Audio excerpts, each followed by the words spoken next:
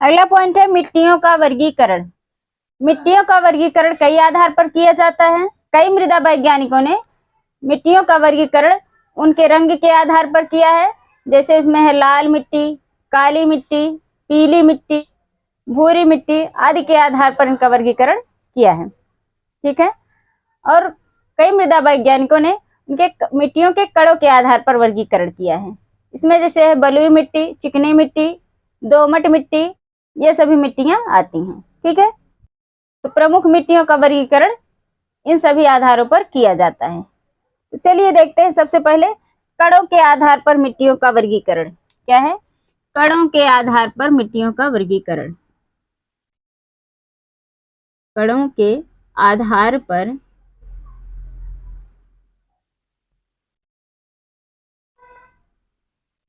मिट्टियों का वर्गीकरण।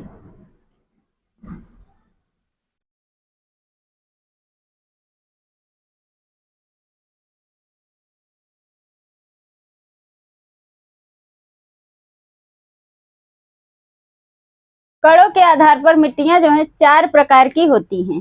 मिट्टी के कणों के मिश्रण को बनावट कहा जाता है। यह मिट्टी के कण बारीक और मोटे होते हैं। इसी आधार पर मिट्टियों को 4 भागों में विभाजित किया गया है। ठीक है। तो चलिए देखते हैं। इसमें पहला है बालू। क्या है?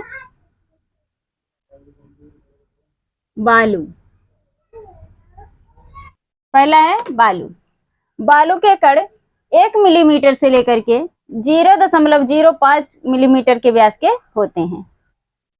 जिस मिट्टी में इस प्रकार के कणों की मात्रा 80% या इससे अधिक पाई जाती है और मृतिका अथवा चिकनी मिट्टी का प्रतिशत 20% तक हो अथवा इससे कम हो, उसे क्या कहा जाता है? बालू कहा जाता है। ठीक है। दूसरा है बलुई दोमट। क्या है? बलुई दोमट।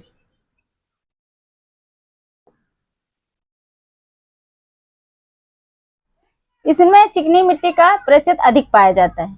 बलुई दोमट मिट्टी में चिकनी मिट्टी का प्रतिशत अधिक पाया जाता है। इसमें 20 से 50% तक बालू के कण होते हैं और 50 से 80% तक चिकनी मिट्टी के कण पाए जाते हैं। ठीक है। इसे ही क्या कहा जाता है? बलुई दोमट। तीसरा है दोमट। क्या है? दोमट। इस प्रकार की मिट्टियों में चिकनी मिट्टी, गाद और बालू के कणों का मिश्रण पाया जाता है। दोमट में चिकनी मिट्टी का प्रतिशत 20 होता है और बालू का 20 से 40% होता है। जिन मिट्टियों में गाद की मात्रा अधिक पाई जाती है उसे गाद दोमट, और जिन मिट्टियों में चिकनी मिट्टी की मात्रा अधिक पाई जाती है उसे मृतिका दोमट मिट्टी कहा जाता है। चौथा है चिकनी मिट्टी अथवा मृतिका। क्या है? चिकनी मिट्टी अथवा मृतिका।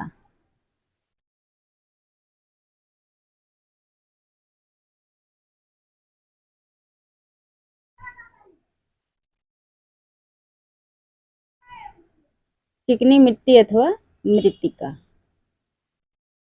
जिन मिट्टी में चिकनी मिट्टी अथवा मृतिका के कणों की अधिकता होती है उसे मृतिका अथवा चिकनी मिट्टी कहा जाता है।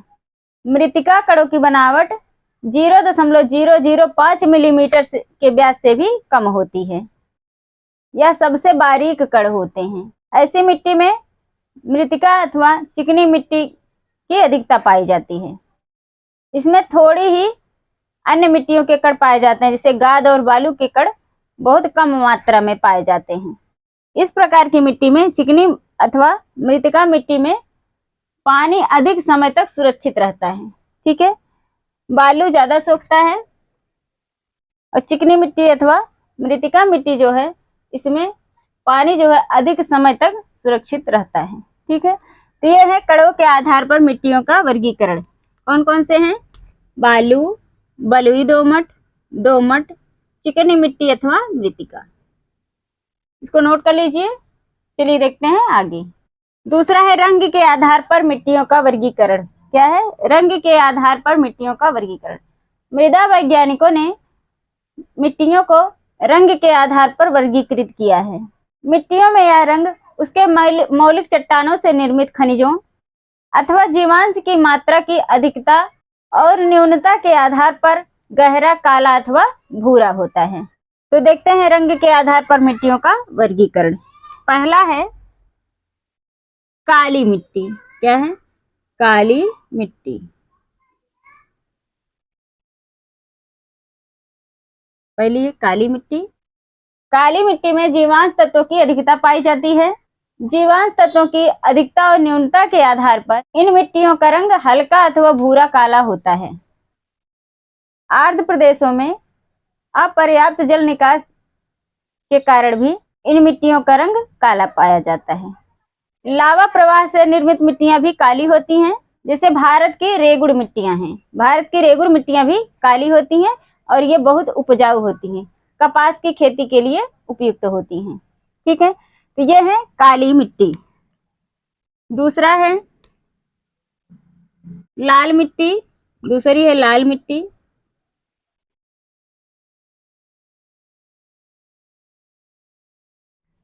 जिन चट्टानों में लोहांश पाया जाता है और अपक्षय के कारण इन चट्टानों से मिट्टी का निर्माण होता है, तो जल के प्रभाव से मिट्टी का रंग जो है लाल हो जाता है। ये मिट्टियां काली मिट्टियों की तुलना में कम उपजाऊ होती हैं, परंतु अन्य मिट्टियों की तुलना में अधिक उपजाऊ होती हैं। ठीक है, लाल मिट्टियां। तीसरा है पीली मिट्टियां। पीली मिट्टी।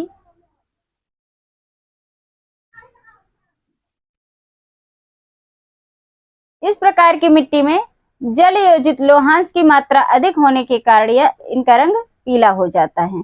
ये मिट्टियां कम उपजाऊ होती हैं। ठीक है, अगला है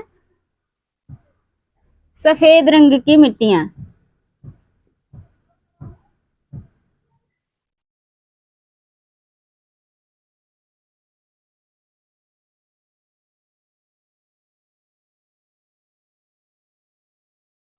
जिन मिट्टियों में कैल्शियम कार्बोनेट और लवणों की मात्रा अधिक पाई जाती है, वे मिट्टियां सफेद होती हैं और ये मिट्टियां कम उपजाऊ होती हैं। ठीक है, अगला है भूरी मिट्टियां। क्या है? भूरी मिट्टियां।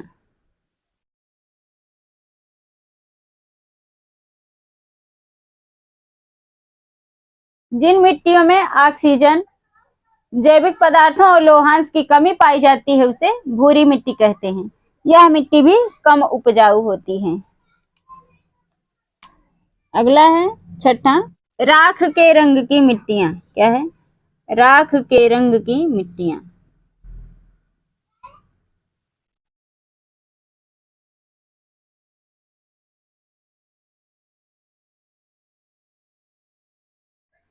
मृदा वैज्ञानिकों के अनुसार कुछ मिट्टियों का रंग राख के जैसा होता है। जिस तरह से राख का रंग होता है, उस तरह से कुछ मिट्टियों का रंग होता है, जो अधिक उपजाऊ और गहरे रंग की मिट्टियों के ऊपर विकसित होती हैं।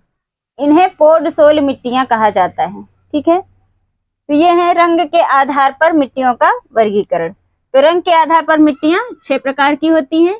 कौन कौन सी हैं? काली मिट्टी, लाल मिट्टी, पीली मिट्टी, सफेद रंग की मिट्टी, भूरी मिट्टी और राख के रंग की मिट्टी। ठीक है, तो इसको नोट कर लीजिए।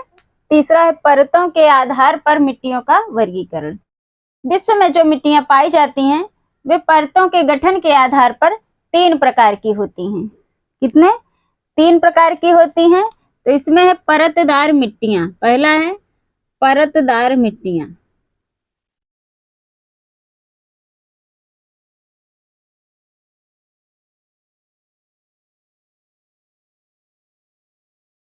विश्व में इस प्रकार की मिट्टियां सबसे अधिक पाई जाती हैं। सबसे अधिक कौन सी मिट्टी पाई जाती है? परतदार मिट्टियां पाई जाती हैं, जो जल निकास, जलवायु तथा वनस्पति के प्रभाव से निर्मित होती हैं। परतदार मिट्टी में पोडसोल, जैसे पोडसोल किसे कहा जाता है? मटमैली भूरी, लाल पीली पोडसोल। लैटेराइट टुंड्रा प्रदेश की मिट्टियां, भूरी मिट्टियां, मरुस्थल की मटमैली मिट्टियां सम्मिलित की जाती हैं। ठीक है, तो ये है परतदार मिट्टियां। दूसरी है अर्ध परतदार मिट्टियां। क्या है? अर्ध परतदार मिट्टियां।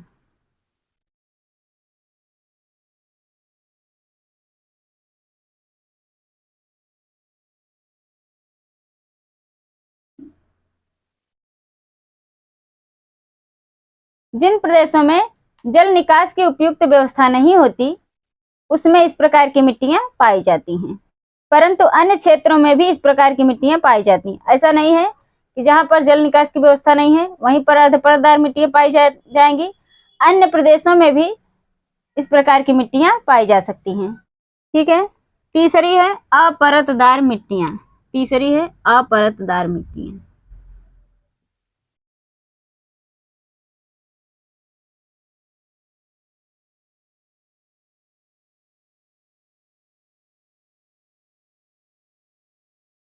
इस प्रकार की मिट्टियों में किसी भी प्रकार की परत नहीं पाई जाती है। ठीक है। तो यह है मिट्टियों के परतों के आधार पर वर्गीकरण। तो मिट्टियां 3 प्रकार की होंगी परतों के आधार पर। कौन कौन सी? परतदार मिट्टियां, अर्ध परतदार मिट्टियां और अपरतदार मिट्टियां। ठीक है। चौथा है वनस्पति पोषक तत्व के आधार पर मिट्टियां। हम लोग पढ़े मिट्टियों का वर्गीकरण। तो वनस्पति चौथा है वनस्पति पोषक तत्वों के आधार पर मिट्टियों का वर्गीकरण।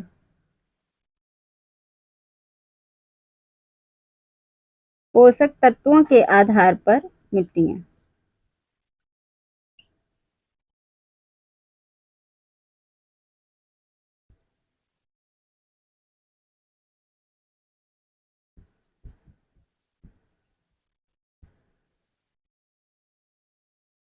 बच्चों, मिट्टी के निर्माण में वनस्पति पोषक तत्वों का प्रभाव अत्यधिक होता है। उनके द्वारा मिट्टियों में जीवांशों के प्रभाव से उनका स्वरूप जो है परिवर्तित हो जाता है। ठीक है। तो समझ में आया होगा मिट्टियों का वर्गीकरण। तो कौन कौन सा हमने पढ़ा? कणों के आधार पर मिट्टियों का वर्गीकरण, रंग के आधार पर मिट्टियों का वर्गीकरण, और परत के आधार पर मिट्टियों का वर्गीकरण, और वनस्पति पोषक तत्वों के आधार पर मिट्टियों का वर्गीकरण। तो बच्चों, आशा है समझ में आया होगा। आप लोग मेरे साथ साथ नोट बनाते चलिए और ध्यान से पढ़िए, एक भी पॉइंट छूटेगा नहीं, सब कुछ आसानी से समझ में आएगा।